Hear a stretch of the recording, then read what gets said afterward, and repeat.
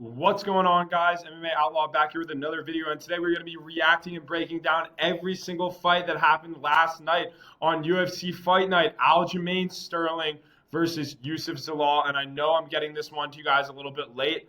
I apologize. I had a game today, but nonetheless, let's get right into it, starting with the early prelim opener of Talita Alencar versus Julia Palestri. A great performance from Talita Alencar. Showed the ability to grapple, the takedowns. It was really wonderful. It was a great performance from Talita. Honestly, though, not the happiest with either one of these women. If I had to be honest here, there we go. That's the perfect frame. But Julia Palestri, she's shown a really technical ability to strike, right? And when it was on the feet, it was pretty clear that Julia Palestri had the advantage.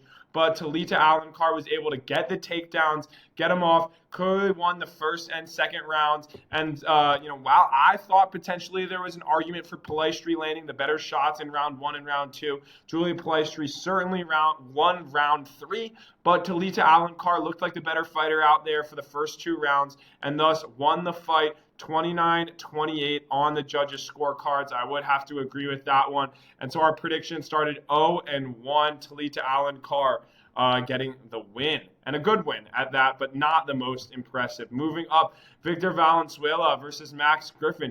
This fight was incredibly close, particularly through the first two rounds. But Victor Valenzuela really started to pull away there in that third round, landing some of those better strikes. Max Griffin looked incredibly uncomfortable in there, but so did Victor Valenzuela there, especially at the beginning. Victor Valenzuela looked like in the first and second rounds like he was really just trying to feel some things out, like he wasn't too sure of himself, like he didn't really know what to do. He was having a lot of trouble landing on Max Griffin early, but in that third round, we can go with these round-by-round stats. Wait, what? I feel like it was much more of a significant strike difference in that third round, maybe 29-20, but you could really feel it. This was the verdict scorecard from Alencar versus Palestri, but Valenzuela, you can see the most decisive round to Victor Valenzuela was that third round. All three rounds on the verdict scorecards going to Victor Valenzuela. I thought Valenzuela looked like the better fighter within there. I thought Max Griffin was not landing very much damage. He got mixed in a few of those takedowns, landed 4 of them, did not do much with control time. Valenzuela was able to pop right back up. And so a good win from Victor Valenzuela starting his UFC career. People forget, man, Max Griffin has had some really competitive fights with some really good fighters. And so getting a win over a UFC vet like Max Griffin is very good for Victor Valenzuela, especially in his UFC debut, especially coming off of a loss. He wasn't coming off of a loss in his most recent fight, but losing on the Contender Series. Had that great story about how his grandmother told him to stick with it. His grandmother died during fight week. I hope everything is okay with Victor Valenzuela and his family. But an incredibly impressive performance, particularly with everything going on. It was a relatively dull fight. I thought the third round really started to pull away. But Valenzuela, nonetheless, gets the job done, makes our predictions to 1-1, moves our best bets to 1-1. And very happy for Victor, especially with all that he had going on during fight week. And so, God damn it, dude. God damn it. My allergies are getting to me. It's getting to be that kind of season in the United States. But Francis the Fire Marshall versus Lucas Brennan. Francis Marshall absolutely dominated this fight everywhere that it went. On the feet, I thought Francis Marshall could have stood on the feet a little bit more. In round one, Lucas Brennan tried to engage in some grappling, and Francis Marshall was quickly able to get a takedown and absolutely dominate the first round. The first round was so incredibly clearly Francis Marshall's. The second round, again, very similar story. Grappling heavy approach from Francis Marshall in that second round. And even when he was on the feet, you could see the straight right hand, the looping right hand, were the big weapons for Francis Marshall. Definitely looked like the much better fighter in there. That third round really started to piece him up on the feet. No takedowns there. But a great win from Francis the Fire Marshall. Let's just say he was a minus 520 favorite for a reason, but we'll get up to another big favorite in a quick second. But Francis the Fire Marshall finally started to get on the right track in his career, absolutely dominating Lucas Brennan. And so, moving upward, Jafael Filho versus Cody Durden. And Filho looked absolutely horrendous. Cody Durden took this fight on what, 4 days notice, and was able to get the job done. I really thought Rafael Filho was going to be able to easily submit Cody Durden. Cody Durden, he shoots in, gets himself in a lot of those front choke situations, but Rafael Filho just looked like the slower man out there. He looked like the less explosive guy. I know Rafael Filho typically has a little bit more power, but Cody Durden was just kind of steamrolling, downhill, and Cody Durden was able to get his takedowns off, land his striking, and you can kind of tell from the opening bell that once Cody Durden kind of found his rhythm, it was going to be really hard to get Cody Durden out of that rhythm. And so a great win as a plus 450 underdog, a minus 650 Rafael Filho, unable to get the job done. And this just shows you why MMA is the best sport to bet on, because these big underdogs can come through at any moment. An incredible performance from Cody Durden. Very happy for Cody. But nonetheless, Rafael Filho in the losing column. I mean, Cody Durden was on a 5-fight losing streak. He lost to Nigel Two-Men Dembarel. And if you're losing to Two-Men Dembarel, that is a huge loss. I don't really know what's going on with Rafael Filho. I'm curious what we're going to hear from him, what we're going to hear from his camp, because that was a really big loss, and Rafael Filho was on a great run in his bantamweight career. And so, moving upward, Mayra Bueno Silva versus Michelle Montague. Michelle Montague just absolutely dominating Mayra Bueno Silva. I was watching this fight as I was eating some dinner, and Mayra Bueno Silva just looked absolutely horrendous, unable to, she was able to stop a few of those takedowns, absolutely. I'm sorry, I need water. My allergies are going crazy. Unable to stop some of those takedowns, but nonetheless, I was able to stop some of those takedowns. But nonetheless, once Michelle Montague got the fight to the ground, it was complete and utter domination and dusteration. Great performance from Michelle Montague. Very happy for Michelle. I mean, look at this first round. 46-0. That's absolutely diabolical. In that second round, you saw Michelle Montague started to struggle with some of her takedowns. But I would still lean that round, Michelle Montague. Let's see what the verdict scorecard had it as well. Michelle Montague, and you can see that's the only round that was even close. But I think people, started to lean Michelle Montague. And you see this top comment here. Montague had 4 minutes and 56 seconds of control time and outlanded her 46-0. And not a single judge scored it a 10-8 round. We got to work on this judging. The judging on this card was not the greatest. But Michelle Montague getting a huge win over Mayra Bueno Silva. Good for Michelle. Absolutely dominated the third round as well. Was able to get her takedown off. Was able to get that control time off. And once it was on the ground, you could see it was a total, utter mismatch for Michelle Montague. Good for her, getting another big win in the UFC. Mayra Bueno Silva. It may be time to start looking at retirement. I hate to say it. And so, moving onward, Jackson McVeigh versus Cedricus Dumas, and what an incredible scrap. Obviously, we had Jackson McVeigh. That was one of our bigger bets of the evening. Jackson McVeigh was able to get the job done by submission. I thought he was going to be able to get it done by KO. And we remember that big knockdown and able to get Cedricus Dumas into that front choke. I believe it was a Darce. I don't think it was an Anaconda. I believe it was a Darce, and an incredible performance from Jackson McVeigh. We saw how good he can potentially be in that Zachary Reese fight. I know he lost, but we saw the aggressiveness. The defense, the grappling defense definitely needs a little bit of work, but Cedricus Dumas is a low-level fighter, and Boot Gang might find himself out of the UFC very soon. Nonetheless, great performance from Jackson McVeigh. Very happy for him. Was able to get the job done in round one. Really put the pace, put the pressure, took it to Cedricus Dumas. Good for Jackson McVeigh. And so, moving onward, Rodolfo Vieira versus Eric McConaughey. And this is exactly what we predicted.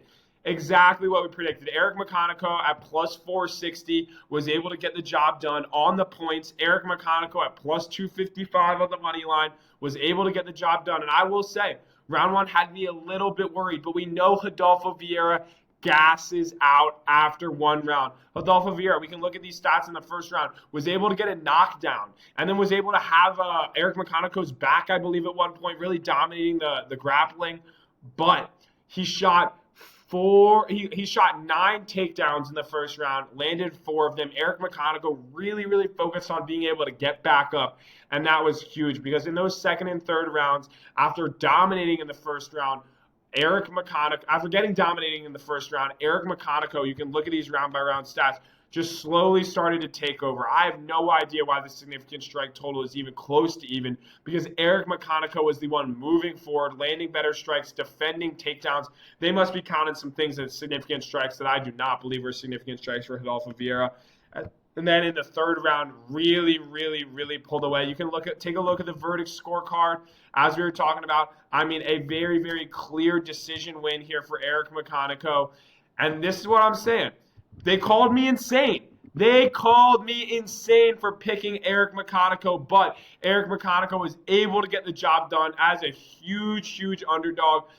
Rodolfo Vieira, this is one of the reasons. You see this comment right here. We watched that Bo Nickel fight. He has no head movement. His striking defense is, say it with me, guys, absolutely diabolical. And so Eric McConaughey able to get the job done. Very happy for him. Huge win over Rodolfo Vieira. And so moving onward, that got our predictions back on the right track, but this did not. Marcus Buchecha getting absolutely slimed out by Ryan Spann. Ryan Spann with the 1-2 from hell, putting Marcus Buchecha out cold. And I mean, we got to test this guy, Marcus Buchecha, because he's supposed to be a BJJ stud, and he is freaking awful. He can't land a takedown if his life depended on it. And when he's on the ground, he cowers up in a little fucking ball like the little baby that Marcus Buchecha is. Marcus Buchecha sucks. He's on my do not pick list. Never will I ever pick Marcus Buchecha ever again. And I don't even like Ryan Spann that much. This win does not do all that much for me. I think Ryan Spann could absolutely have some potential in this heavyweight division, but if Ryan Spann faces anyone good, he will get absolutely slimed out. If anyone good can take him to the ground, he will get submitted, and that's why we thought Marcus Buchecha, all these BJJ accolades, hasn't looked all that bad in his fights, has looked bad in some of them, but Ryan Spann gets dusted all the time. And so great win for Ryan Superman Spann, able to keep his UFC career alive, able to really make some noise in the heavyweight division, and we'll see what we have in store for Ryan Spann in the future. But moving onward from Ryan Spann, Marcus Buchecha, you are going to get freaking destroyed in any freaking fight promotion, whether you're in the UFC or not. And so Montel Jackson versus Raoni Barcelos. And so again, we had Montel Jackson. And I'm not even mad at my pick here because this is exactly how I thought the fight was going to play out. Montel Jackson knocks Raoni Barcelos down in round 1. Almost finishes him. Raoni Barcelos is able to get a takedown, able to get some control time, and finishes on the back of Montel Jackson. But look at those striking differentials. 48-7. Montel Jackson with a huge knockdown. I really thought he was maybe going to get Raoni Barcelos out of there. Was unable to get Barcelos out of there. Nonetheless, really good performance from Montel Jackson in the first round, but got taken down. You could see the tide was starting to turn. Round 2. Again, really good striking on the feet by Montel Jackson. A lot better takedown defense, but all Raoni Barcelos needed was one. Got one takedown there in that second round. Again, just like the first round, was able to finish the round on Montel Jackson's back, threatening submissions, threatening chokes, getting really close.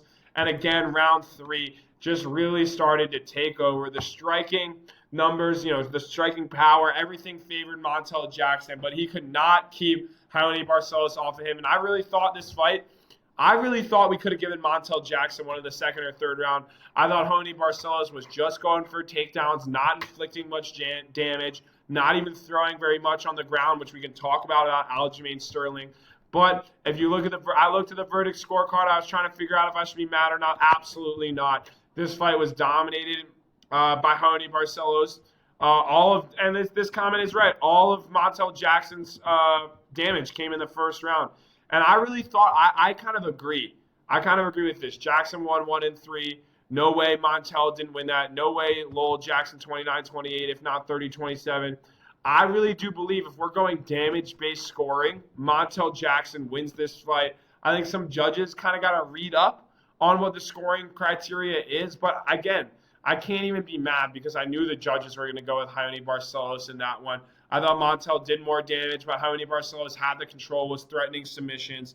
And so he gets the win. We get to see Raoni Barcelos in the rankings. And so, no, my absolute lock of the night and a total, utter banger, Dangerous Davy Grant versus Adrian Luna Martinetti. And Dangerous Davy Grant looked incredible in this fight. I told you guys, I knew Adrian Luna Martinetti was going to come forward with some of that relentless style, and Dangerous Davy Grant is just too good for a guy making his UFC debut. You got to be really, really good or have something really, really special to beat Davy Grant.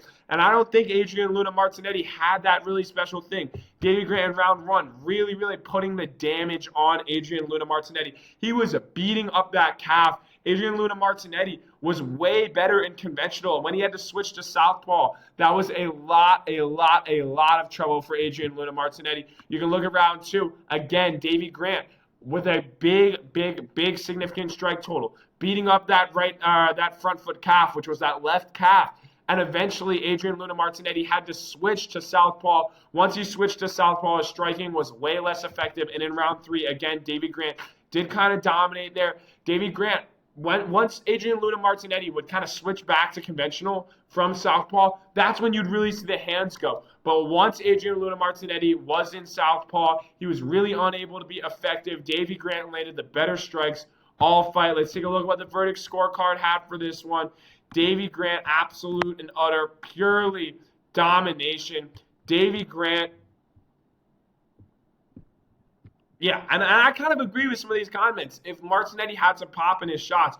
But yeah, it was a clear 30-27. I don't know how the fight was scored 29-28, but Davy is just too good. People forget, man, Dangerous Davy Grant. He's dangerous for a freaking reason. And that was our lock of the night, our biggest bet. And so great to see Davy Grant on the winning side. Then Rafa Garcia versus Alexander Hernandez. I'm not going to speak too much about it, but Rafa Garcia came out with a perfect game plan, dominated rounds 1 and 2, landed great strikes, moving Alexander Hernandez back. Hernandez was having a lot of trouble finding Rafa Garcia, but then Hernandez came back in that third round. I know the strike total looks like this, but Hernandez was certainly landing the bigger strikes. Rafa Garcia started to slow down, but he had rounds 1 and 2 in the bag. Absolute domination by Rafa Garcia, getting the prediction wrong. I got to remember, anytime Alexander Hernandez is on a 4-fight win streak, that means a loss is incoming, but a great win by Rafa Garcia nonetheless. Norma Dumont versus Jocelyn Edwards. This fight, I'm not going to spend too much time on it either. Jocelyn Edwards, great win. Was able to kind of pull away with damage here. Won the first round on damage. Won the second round probably on damage as well. Third round, I leaned Norma Dumont. I'm curious what the verdict scorecard had it. It was the opposite. It was the first 2 rounds I leaned Norma Dumont. The third round I leaned Jocelyn Edwards. But I also kind of agree with these. I thought it could have, and I'll say this. I thought this fight could have gone either way. I thought Norma Dumont looked pretty good in the first round. Was the first round where she got her takedown off? There was a round where she got a take. Am I tripping? I could have sworn there was some time where she had some control time. Maybe it was off of a Jocelyn Edwards takedown attempt, but I'm not entirely sure. If Jocelyn Edwards has a reversal, it kind of has to be, right? But I thought Norma Dumont did not look too bad in those first 2 rounds. I thought some of the forward movement, I thought she landed some powerful strikes, but when you look at the round-by-round strikes, it was pretty clear that Jocelyn Edwards won. I thought Norma Dumont probably won the first, if any of them, because of some of that control time that she had. But Jocelyn Edwards looked very, very good in the fight. I hate women's bantamweight, right? Norma Dumont, the number 3 ranked fighter in the world, is backing up with her chin high in the sky. You're not saluting the flag, Norma. Tuck the chin. Tuck the chin. I don't understand how these fighters get to such a high level in the UFC and they strike like this. They throw a strike and they're moving back with their chin high in the sky. Have some freaking defense. Get your arms up. I don't care if you're like Strickland and hit the Philly shell. I don't care if you're here. You know, Ilya Taporia kind of marches forward here. but there's got to be something. There just has to be something. Norma Dumont has no defense. Jocelyn Edwards, complete domination. In my opinion, I thought this fight could have gone either way, but I think Jocelyn Edwards won all 3 rounds. I thought Jocelyn Edwards was the better fighter in there. And even though I picked Norma Dumont, I'd be lying to you if I said I thought Norma Dumont won. And so Jocelyn Edwards in the main event of the evening, Aljamain Sterling versus Yusuf Zalal. What an incredible performance by Aljamain, the backpack Sterling. We had Aljo, obviously. I cannot believe Yusuf Zalal was a favorite in this spot. Are you kidding me? Aljamain Sterling at plus 110 odds. Yusuf Zalal has never been in a 5-round fight. And you know Yusuf Zalal's striking is not all that. He just tries to skirt around on the outside. And you know Yusuf Zalal prefers the grappling. He prefers the submission. But there is no one better on the ground in this weight class than the Funk Master Aljamain Sterling. I thought Aljamain Sterling beat Movsar Evloev. Aljamain Sterling has positioned himself in a place where we just need to see Alexander the Great Volkanovski versus Aljamain Sterling. Abso-freaking-lutely. I would love to see that fight. Round 1.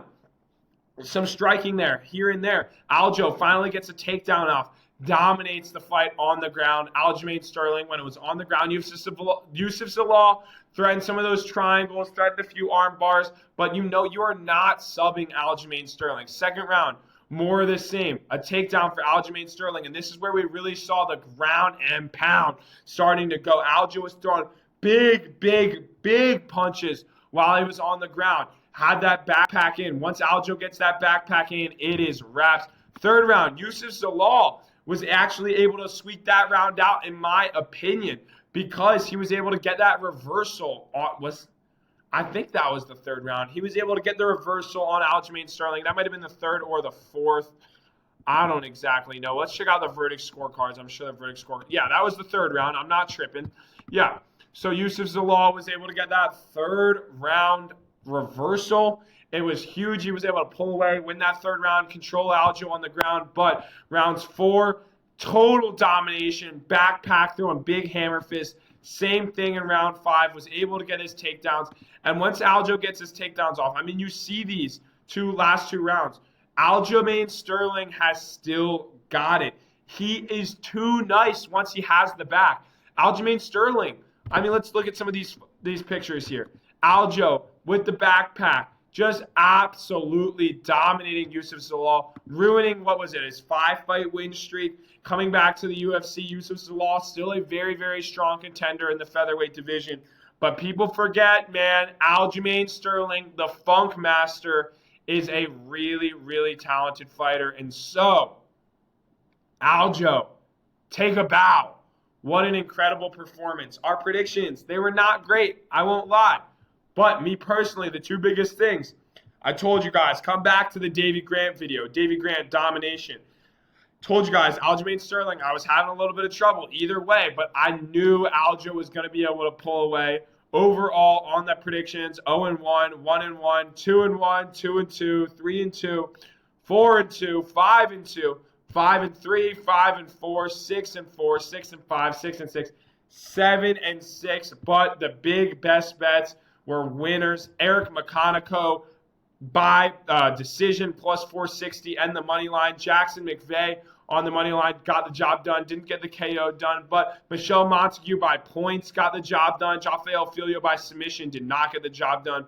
Francis Marshall by KO did not get the job done. Valenzuela money line did get the job done, but we hit some big plus monies. Davey Grant absolutely hammered him. Was huge for the culture, and Aljo got the job done, and Aljo by points were huge. And so let me know who you guys bet on for this fight night card. Let me know what you guys thought of this fight night card. Let me tell you what I thought. This fight night card was diabolically bad. What do we have? One finish on all main card? Yeah, decision. That crazy KO by Ryan Spann. That was the only KO of the night. One submission, one KO. Nothing really, really entertaining from this card, but some good scraps, some solid wins. You always know it's a little bit entertaining when Aljo's out there getting that backpack. Aljo really made the grappling fight pretty interesting. But you guys will catch me next week on my predictions video for Carlos Prates versus Jack Della Maddalena. And so, if you guys enjoy content just like this, make sure you're smashing that like button. Tune in for next week for my UFC best bets and my breakdown, and then catch the reaction video after the event every single Sunday. I'll see you guys on the flip side. Peace.